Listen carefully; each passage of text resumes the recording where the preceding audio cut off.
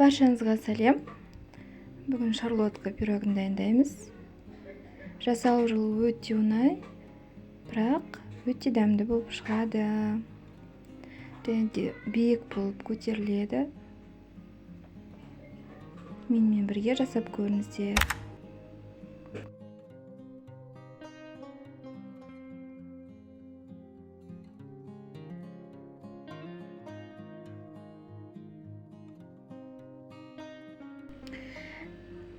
Бізге барлығы 4 алма қажет. Орташа алманың екеуін осылай майдалап турап қоямыз. Қалған екеуін осылай қабығымен жұқалап турап аламыз. Бұл біздің пирогымыздың бетіне қоюға қажет.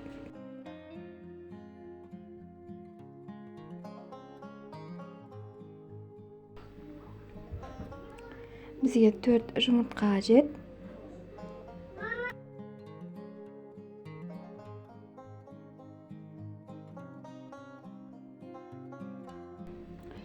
Оның үстіне 200 грамм қант саламыз да миксермен жақсылап араластырамыз.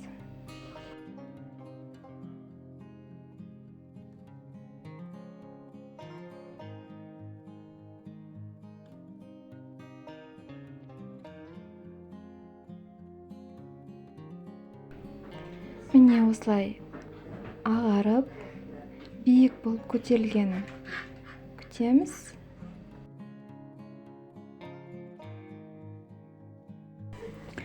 Енді 100 грамм сұйық майдан қосамыз да лопатканың көмегімен араластырамыз.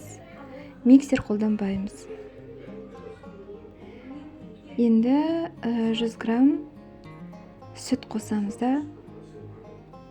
осылай астынан үстіне қарай араластырамыз. 250 грамм ұн кетеді. Електен өткізу керек.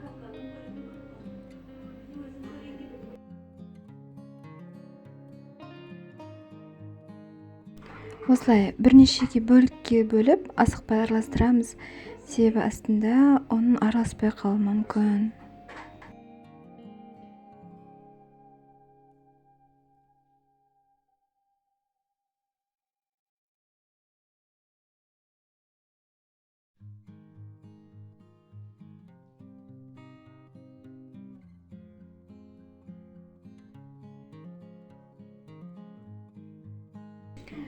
Енді осы ұнның үстіне бір қасық, кішкентай қасықпен разрыхлитель салып араластырамыз.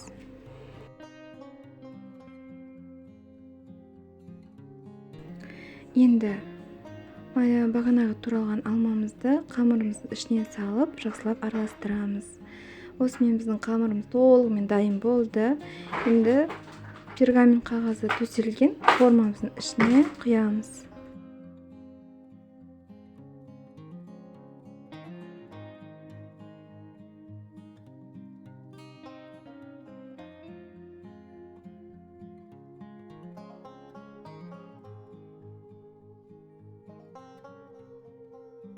Бағанағы қабығын ашпай тураған алмамызды үстіне осылай әдемілеп қойып шығамыз.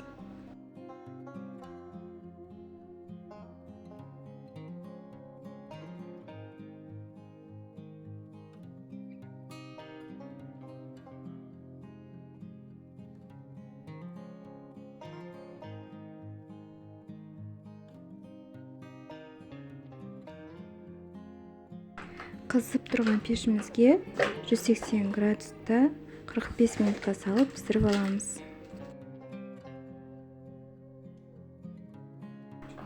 Енді шпажканың көмегімен пирогымызге осылай салып көреміз. Егерде құрғақ болса, біздің пирогымыз толығымен дайын деген сөз.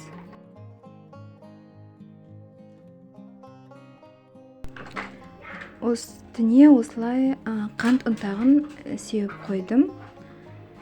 Міне осымен біздің алма бәлішіміз дайын болды.